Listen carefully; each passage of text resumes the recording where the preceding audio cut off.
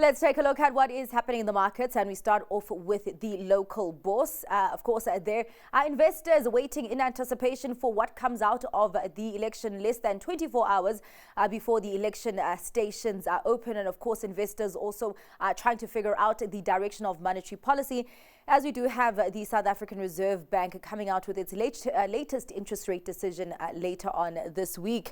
We do have the JSE extending the losses that we had seen yesterday, declining almost 0.5%. Those losses largely being carried by the Resources 10 complex. There with a decline of over 1%.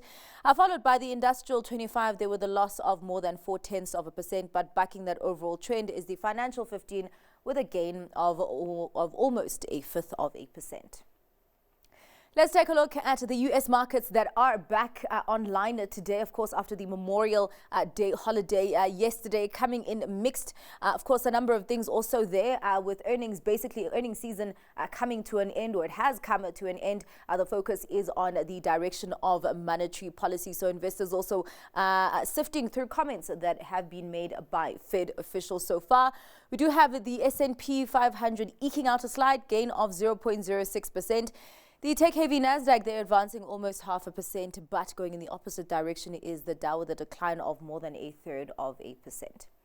Let's take a look at what is happening with markets across the Atlantic, and on that front, of course, the FTSE 100 is also back online after that UK bank holiday yesterday. Also, investors, as we're talking about monetary policy, assessing the direction of monetary policy from the European Central Bank, where it seems that there's a possibility of an interest rate cut in June. But a sea of red over there. FTSE 100 declining almost 0.8%. The CAC 40 there with a loss just shy of 1%, and the DAX shedding almost 0.5%.